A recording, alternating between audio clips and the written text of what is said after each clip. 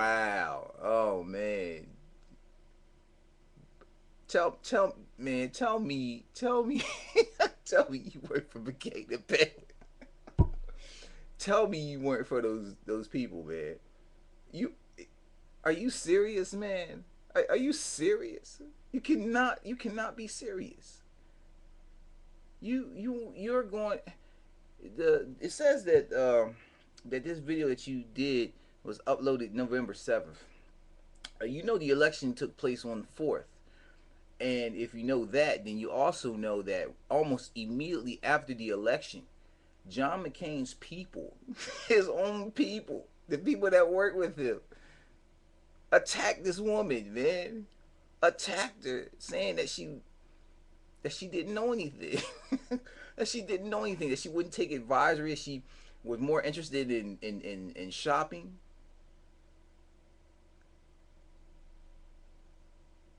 I mean, they did more damage to her political career than a left wing, quote unquote, left wing Democrat ever could. Ever could. All of the people that voted for Barack Obama knows they knew that Sarah Palin was not prepared to be vice president. She discussed it. The one broadcaster, it's all over YouTube. The one guy, Cafferty, the dude was disgusted, saying, you're supposed to be a candidate running for vice president. You should at least know something. At least know something. Now, if you want to sit up here and talk about Joe Biden's gaffes, whatever. But what I'm saying to you is that nobody knew about this woman at all. Just like they didn't know about Barack Obama, but it seemed that Barack Obama had some grasp of the issues. So you explain that to me, man. Now, if you want to sit up here and say that, Barack Obama, he's the one that's running for president, not Sarah Palin. But yeah, John McCain is 71, 72 years old. I mean, at any point in time, his heart could stop. Anything could happen to him. He could get sick and die. So at that point, Sarah Palin becomes president of the United States. So you tell me, who do you want to be president in a pinch? Do you want Barack Obama to be president in the pinch, or do you want Sarah Palin? And if you can look at me with a straight face and say that you prefer Sarah Palin over him in a pinch, you've got to be kidding me, man. You have to. You have to be kidding me. But I digress. I'll come up off of that. And all this stuff that you are talking about, the left wing Democrats are supposed to be so kumbaya, and why would they make anything about Sarah Palin's daughter being pregnant? Well, I'll tell you why. Because Sarah Palin is supposed to represent the conservative right wing of the party. That's also the reason why John McCain picked her. Because he figured he killed two birds with one stone. I got the Hillary supporters who were ticked off that Barack got the nomination, and plus she's a Bible thumping, gun toting right winger. Oh, the right wing of the party is going to love her. That's exactly why he got her. Exactly why he got her. She's supposed to represent the conservatives, the evangelicals, the Christians. You know, she's supposed to represent them. And all these right wing, all these people that came to the rallies, to the McCain Palin rallies, shouting things, like kill him, and he's, terrorist. You know, you think he's a terrorist? Hmm? If you think he's a terrorist, you show me where he is, where he's at, where he's been doing terrorist activity. Because that's what those people were shouting at those rallies. Traitor, terrorist. Doesn't want to put America first. You know? Evangelical Christians. You can't be Christian and be totally against any form of helping your fellow man. You know? You can't truly be a Christian. I don't know what Bible you read. You know? The Bible I read, the one that's Christian, that where Jesus is talking is that you need to take care of your fellow man. If your neighbor asks for his your cloak, give him your coat also, stuff like that. It would be easier for a camel to go through the eye of a needle than for a rich man to inherit the kingdom of heaven. This is Jesus talking here.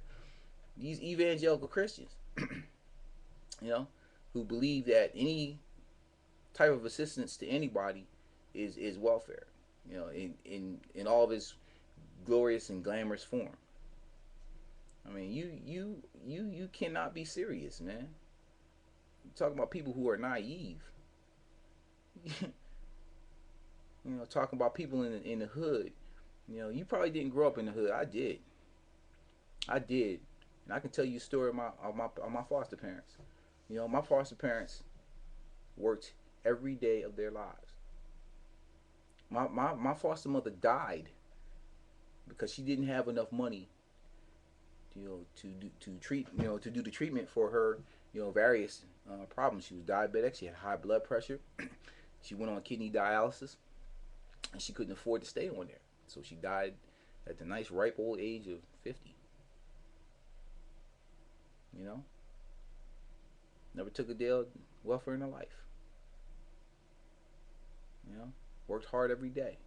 Encouraged me to go to school and get my grades. My father is holding on to a house, that in the hood that's crumbling because he can't afford to move out. And he's had a job since he was 18 years old. And he worked in the factory. And he built a decent life. He used to have 2 cars for everything first on the block, first cable, first freezer, all that stuff. My dad's barely making ends meet. He's an old man now. So, you're not saying nothing to me, man. Not really. Not really, because you don't know. You think you know. You grew up with this conservative view on the world, and you got fed that sandwich like it was nothing. Like there's nothing else in this world. Like everybody who lives in the hood just wants a handout. You need to go to the hood sometime and see what's really going on. Because there's more to it than just people on the corner slanging drugs. Or maybe that's what you heard. You need to learn something, man. You don't know what you think you know. I understand hard work and doing the things that you need to do to get yourself all on your feet. I understand that totally, 100%. But sometimes, there are things that happen in society. For instance, the credit system. The credit system is fraud. It's a fraudulent system. Anytime a hardworking person, can to purchase an item, to get a loan or have money loaned out for a purchased item, they have to pay 20% APR, whereas a person who actually has money may only have to pay 3 to 6.9% APR. Think about that. On the same item, all right, we're not talking about a different item. We're talking about the same item. If your credit here, if you made a couple of late payments, it only takes a couple. Only takes a couple. I learned not too long ago that if you go to a dealership and look at a vehicle and they pull your credit history and you don't buy the car, that goes against your credit report. Something I learned a few years ago. Did not know nothing about that. So you tell me that's fair? I didn't buy nothing. They just pulled my credit report and there's points against me. Stuff like that. You need to understand what's going on, man, because you don't. You think you do. You got fed that conservative Kool-Aid, and you think well, I'm smart. You want some uppity Negro stuff, man. That's what you are. You're on that.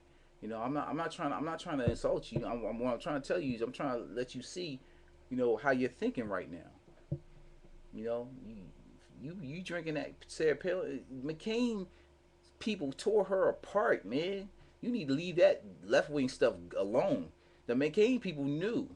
The people on the inside knew that she wasn't right to be his running mate. They knew.